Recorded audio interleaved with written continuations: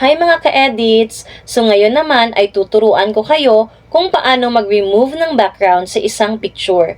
At pwedeng-pwede ito sa mga IDs, katulad ng 2x2, 1x1, at iba pa. At pwede nyo rin itong pang-reels. Kung nagtitipid ka, siguradong swak na swak sa inyo to.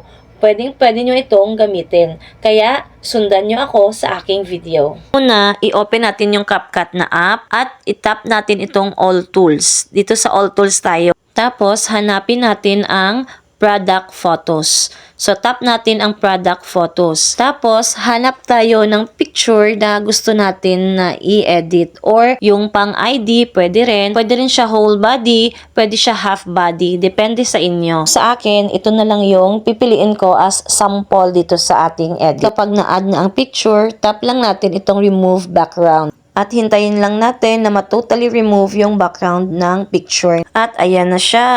At pagkatapos, pwede tayo maglagay ng white background. Itap lang natin ang color theme.